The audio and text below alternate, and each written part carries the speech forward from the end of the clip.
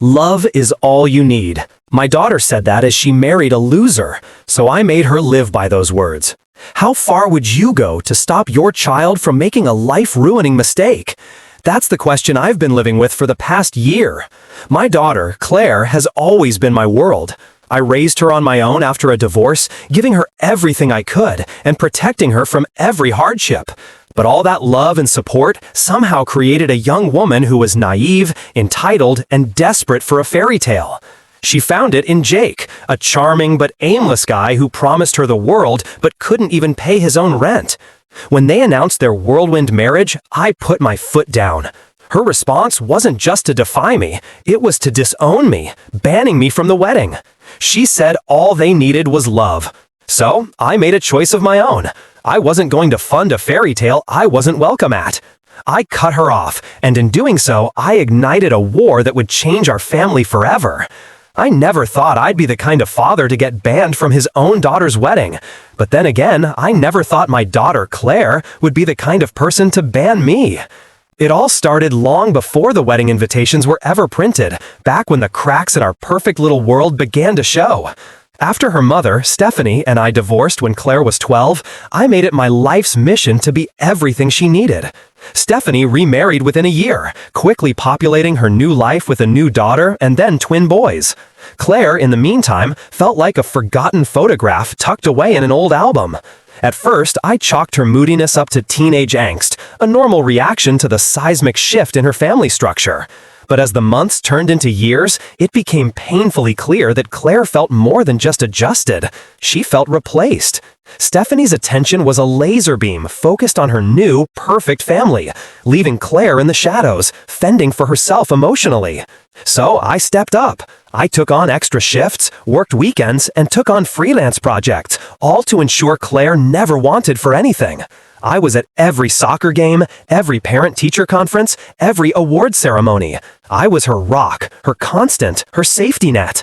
Looking back now, with the clarity of hindsight, I wonder if I built that safety net a little too well. Maybe I wrapped her in so much protective padding that she never learned how to take a fall, let alone how to stand on her own 2 feet. The real trouble began when Claire announced she was taking a 2-year break from high school to find herself. I wasn't thrilled, but I wanted to be the supportive dad, the one who understood that not every kid follows the same path. I told myself it was just a phase, a brief detour on the road to success. But that detour became a dead end. Her days of self-discovery devolved into a blur of reality TV, mindless scrolling on her phone, and hanging out with a crowd of friends who seemed just as lost as she was.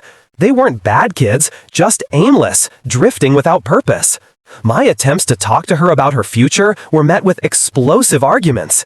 Any suggestion that she get a job, enroll in a class, or even just pick up a hobby was met with accusations of not understanding her, of not trusting her. I was walking on eggshells, terrified of saying the wrong thing and pushing her further away. The breaking point arrived late one night. I was jolted awake by a faint creaking sound. I crept down the hall to see Claire, silhouetted against the moonlight, halfway out her bedroom window. When I confronted her, the look she gave me wasn't one of shame or fear, but of pure, unadulterated rage. I wasn't her protector in that moment. I was the villain, the warden keeping her from the life she desperately wanted. That night, I sat alone in the dark living room, the silence of the house pressing in on me, and I had to face the terrifying truth. I had failed her. My love, my support, my money, none of it had prepared her for the real world.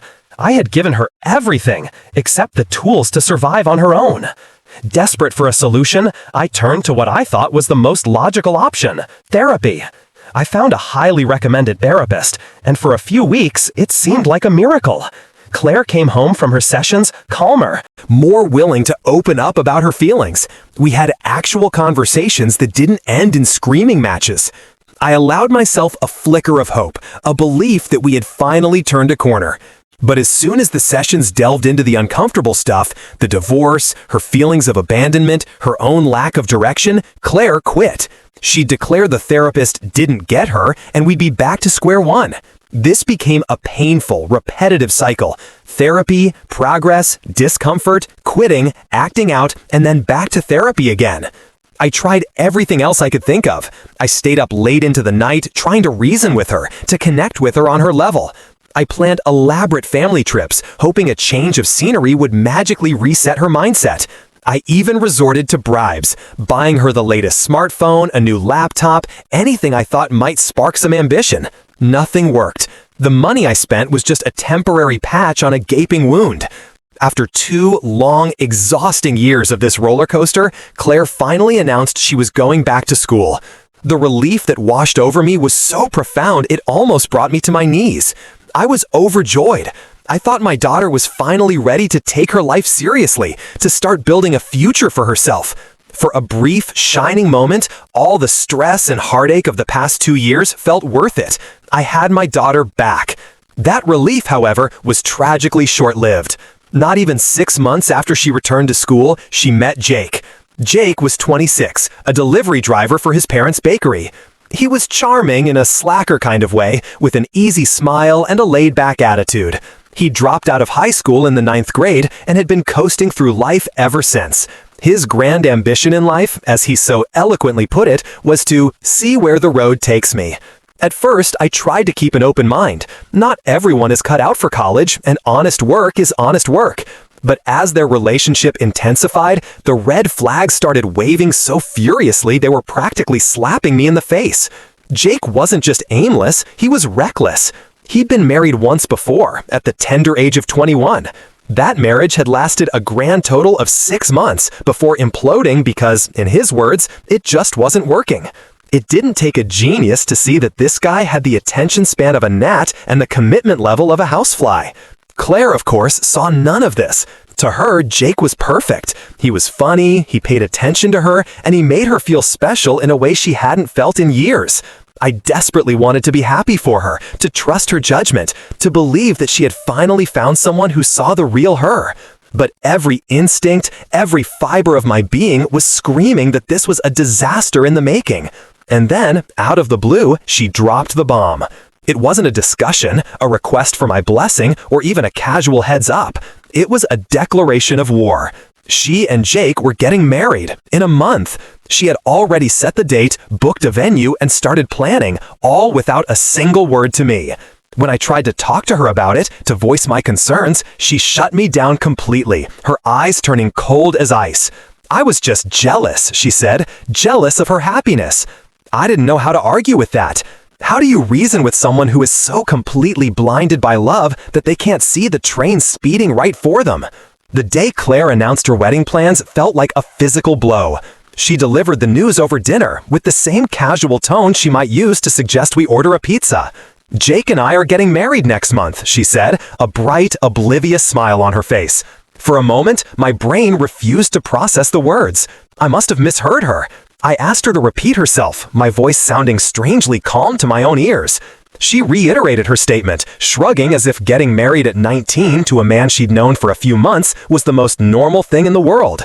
My 19-year-old daughter, who hadn't finished high school, had no job, and no discernible life skills, was planning a wedding to a man with no ambition, no savings, and a failed marriage already under his belt. I tried to reason with her, using my gentlest, most supportive dad voice. I suggested that maybe they were rushing things, that marriage was a huge step, and that perhaps they should take some time to focus on building a stable foundation first. Her response was a dramatic eye roll. She accused me of overthinking, of being stuck in the past. Then came the words that truly cut me to the core. She said they were soulmates, and they didn't need my approval. All those years of being her rock, her constant, her everything, and suddenly my opinion didn't just not matter, it was an unwelcome intrusion. I pushed further, bringing up the practical concerns that any responsible adult would consider. How would they support themselves? Where would they live? How would they pay for rent, utilities, and food? She brushed it all off with a dismissive wave of her hand. "We'll figure it out," she said, her voice dripping with the naive confidence of a teenager. "Love is all we need."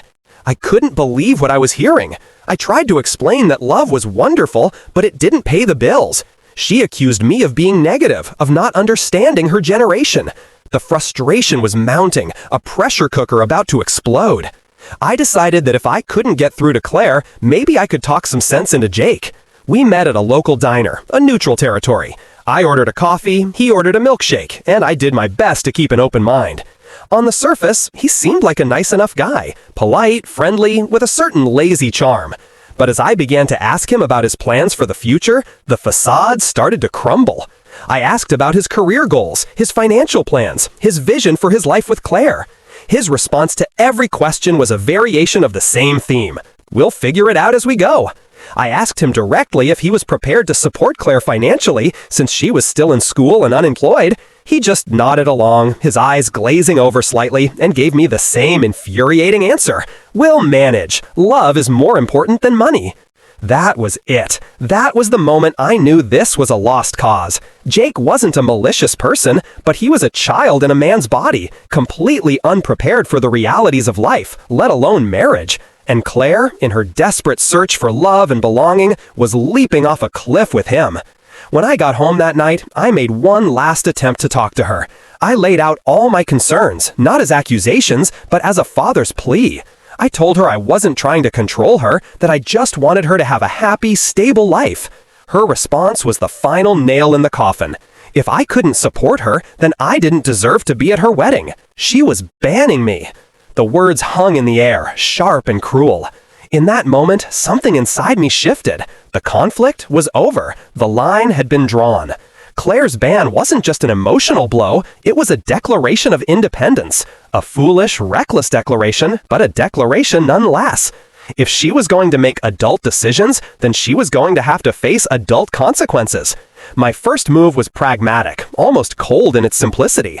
Claire had been planning this entire wedding on my dime, using the credit card I'd given her for emergencies. A designer dress and a last-minute venue definitely didn't qualify. The next morning, I called the bank and froze the card. It didn't take long for her to notice. Within an hour, my phone was buzzing with an onslaught of frantic, furious texts. Then the calls started. Her voice was a shrill shriek of accusation. I was sabotaging her. I was trying to ruin her happiness. I was a selfish, controlling monster. I took a deep breath, steeling myself against the onslaught. I calmly explained that if she was old enough to get married without my approval, she was old enough to pay for it herself. Her reaction was predictable, a torrent of insults and threats. But for the first time in this whole ordeal, I didn't feel a shred of guilt. I was done enabling her. The next few days were a masterclass in passive-aggressive warfare. Claire barely spoke to me, communicating through slammed doors and heavy sighs. The tension in the house was thick enough to cut with a knife. I knew I couldn't win this battle alone, so I called for reinforcements. I phoned my mother, Evelyn. My mom is a woman in her 70s with a spine of steel and a no-nonsense attitude that could cut through any teenage drama. She raised me with tough love, and I figured Claire was long overdue for a dose. I explained the situation, and my mom let out a long, weary sigh. She'd seen this kind of stubborn pride before. We arranged a family intervention, with my mom leading the charge. Claire sat across from us, her arms crossed defensively over her chest, her face a mask of sullen defiance. My mom didn't waste any time with pleasantries. She dove right in, asking Claire the same questions I had been asking for weeks. How would they support themselves? What was their plan? Claire's response was the same, punctuated by an eye roll that would have made a teenager proud. "We'll figure it out, Grandma. Times have changed." My mom's expression hardened. She told Claire that while times may have changed, the fundamentals of life had not. Love didn't pay the bills. She shared stories of her own struggles, of the sacrifices she and my father had made to build a life. She told Claire that marriage wasn't a fairy tale. It was hard work, and if she wasn't prepared for it, it would crumble. Claire's final response was a cold, defiant declaration that she and Jake knew what they were doing. My mom shook her head, a look of profound disappointment on her face. She told Claire that she was making a mistake and that she was too stubborn to see it. Then she delivered the final blow. If Claire wouldn't listen to reason, then she would have to learn the hard way. With that, my mom stood up and left, leaving me to face the fallout. I could see the frustration in her eyes, a mirror of my own helplessness. A week later, Claire came home, her face flushed with triumph. She slammed the door behind her and announced with a defiant smirk that she and Jake had taken out a loan. The wedding was happening whether I liked it or not. I stared at her, a cold dread washing over me. My 19-year-old daughter with no credit history and no income had taken out a loan. She hadn't just jumped off a cliff, she'd tied a financial anchor around her neck before she leaped. The wedding happened as planned. I wasn't there, of course. I spent the day at home, trying to distract myself with chores and mindless television, but a heavy feeling of loss settled over me. Every father dreams of walking his daughter down the aisle, of seeing her radiant and happy as she starts a new chapter. Instead, I was an uninvited guest in my own daughter's life story. I got the details secondhand from my neighbor, Lily, whose daughter had attended out of a sense of obligation. From her description, the wedding was a haphazard affair, thrown together with the loan money. The venue was small, the flowers were wilting, and the live band was a little too loud. The most telling detail, however, was about Jake's parents. Lily said they were polite, but their faces were etched with a deep, unmistakable worry. They knew this was a mistake too. In the months that followed, the silence between Claire and me was deafening. She moved out into a small apartment with Jake, and our communication dwindled to nothing. I told myself this was for the best, that she needed to learn to navigate the world on her own. But the silence was a constant, aching reminder of the rift between us. Then, one evening, there was a knock at my door. I opened it to find Jake standing on my doorstep, looking like a completely different person. The easygoing charm was gone, replaced by a haggard, desperate look. His clothes were wrinkled, his eyes were bloodshot, and he seemed to have aged 5 years in a few months. He asked if we could talk, his voice barely a whisper. I let him in, my heart sinking with dread. He sat on my couch, his hands trembling as he told me their story. The loan payments were crushing them. The rent was due, the utilities were overdue, and they were drowning in debt. He'd picked up extra shifts, but it wasn't enough. Claire, he explained, was trying to find a job, but with her lack of experience and education, it wasn't going well. He was there to ask for help. He wanted to know if I could give them some money, just enough to get them back on their feet. I looked at this broken man, this boy who had promised my daughter that love was all they needed. Part of me felt a pang of pity, but the larger, stronger part of me remembered his arrogance, his dismissive attitude, and the way he had encouraged Claire to push me away. I reminded him of his own words, that love was more important than money. He looked down at his hands, unable to meet my gaze, and admitted he had been wrong. I told him I was sorry he was struggling, but I couldn't help them. This was their mess, a bed they had made together, and they were the only ones who could lie in it. He looked utterly defeated, but he nodded his understanding and left. That night, Claire called me. She was furious, her voice a venomous stream of accusations. I had humiliated Jake. I was heartless. I was trying to ruin her life. I listened to her tirade, a strange sense of calm settling over me. I didn't feel guilty anymore. I told her that this was what adulthood looked like. It wasn't a fairy tale. It was about responsibility and consequences. She hung up on me, and for the first time in a long time, I felt like I had done the right thing. A few weeks later, I got a string of frantic texts from her late one night. She was scared. She thought she might be pregnant. My blood ran cold. The possibility of a grandchild conceived in this mess of a marriage was a nightmare scenario. I called Claire immediately, my mind racing. Her voice was shaking, a mixture of fear and a strange flickering hope. She wasn't sure, she explained. She was late, and she just had a feeling. The fear in her voice was palpable, a raw terror that cut through her usual defiance. She and Jake were already drowning in debt. How could they possibly afford a baby? For a moment, the old instinct to swoop in and fix everything kicked in, but I forced it down. I told her the first step was to confirm it. I made a doctor's appointment for her for the very next day. The week leading up to the appointment was a tense, nerve-wracking ordeal. Claire was a bundle of anxiety, calling me constantly, her voice a panicked whisper. She was terrified, and for the first time in months, she was turning to me not for money, but for support.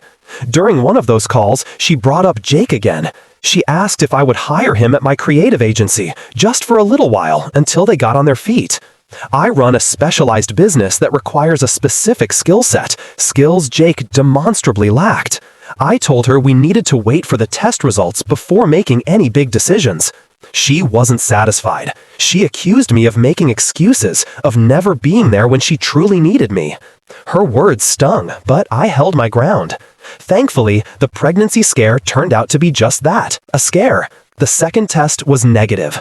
I thought the relief might humble her, might make her see the gravity of their situation. I was wrong. Instead, the negative test seemed to make her even more defiant.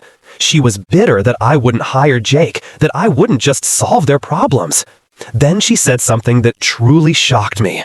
She told me that everything I had would one day be hers anyway, so the least I could do was act like I cared about her future. The sense of entitlement was breathtaking. I told her in no uncertain terms that nothing was guaranteed, that I had my own life to live, and what I left behind when I was gone was my decision, not hers. She called me selfish and hung up. Over the next few weeks, our relationship grew even colder. She stopped answering my calls. The distance between us felt like a chasm. I thought about giving in, about just sending her the money to end the conflict, but I knew that would only be a temporary fix. She needed to learn the hard way. Then, a few months later, I got a call from my ex-wife, Stephanie. She was furious, demanding to know how I could let our daughter struggle like this. I calmly explained that Claire had made her choices and now had to live with them. Stephanie accused me of ruining Claire's life and hung up on me. I sat there, staring at the phone, feeling a profound sense of isolation. Then, late one night, Jake called me again. His voice was shaky. He told me that things had gone from bad to worse. They couldn't afford the apartment anymore. They were moving back in with his parents, into his basement. A few days later, Claire texted me. She wanted to talk. When I called her, her voice was small and defeated. She admitted they were moving into the basement and that she felt like she was giving up.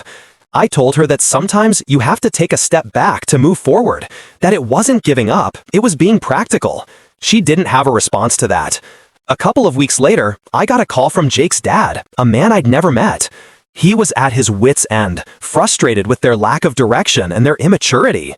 He told me he hoped they figured things out before it was too late. I knew exactly how he felt. Then, one evening, Claire called me, and for the first time, she was crying. Not angry tears, but deep, gut-wrenching sobs. Through her tears, she told me she thought she and Jake had made a terrible mistake. Listening to my daughter cry on the phone was one of the hardest things I've ever had to do. She told me that Jake wasn't the person she thought he was. He didn't help around the house, he complained constantly about his job, and she felt like she was carrying the entire weight of their lives on her shoulders. All the things I had warned her about were coming true, and the reality was crushing her. I wanted to say I told you so, but I bit my tongue. What she needed right then wasn't an I told you so, she needed a father. I listened patiently, offering quiet words of comfort. I told her that marriage was hard, that it required effort from both people. I asked her if she had tried talking to Jake about how she was feeling. She said she had, but he just accused her of nagging him. For the first time, I heard a genuine crack in her voice, a flicker of doubt about the man she had been so sure was her soulmate. Despite this breakthrough, Claire still hadn't apologized for banning me from her wedding, or for the cruel things she had said. A part of me wanted to let it go, to focus on mending our relationship. But another part of me knew that a true reconciliation couldn't happen without acknowledgement of the pain she had caused. A few days later, during another phone call, I decided to broach the subject. I asked her if we could talk about the wedding. Her tone immediately became defensive. I pushed forward, asking her if she regretted banning me, if she understood how much that had hurt me. There was a long silence on the other end of the line, a silence so heavy I could feel its weight through the phone. Finally, in a small, quiet voice, she admitted that she had been angry. She said she felt like I didn't support her, like I was trying to control her. She didn't offer a full-throated apology, but it was a start. It was the first time she had taken any responsibility for her actions. As of now, our relationship is in a fragile state of repair. We talk more regularly, but the conversations are still cautious, tiptoeing around the landmines of the past. She's still living in Jake's parents' basement, still struggling to find her way. She and Jake are still together, but the fairy tale has officially ended, replaced by the hard, unglamorous work of real life. I'm still struggling to find the right balance between supporting her and letting her learn from her mistakes. I want to help her, but I know I can't solve her problems for her. Every day, I hope that she'll continue to grow, to see the world with a little more clarity, and to understand that everything I've ever done, even the things that made her angry, was born out of a deep and unwavering love for her. I don't know if she'll ever fully understand the choices I made, or if our relationship will ever be the same.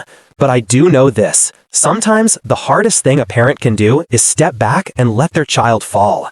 It's a painful, heartbreaking process, but it's the only way they learn to pick themselves up, dust themselves off, and finally learn to stand on their own 2 feet. And as I watch her slowly, painfully begin that process, I know that in the end, that's all I ever really wanted for her.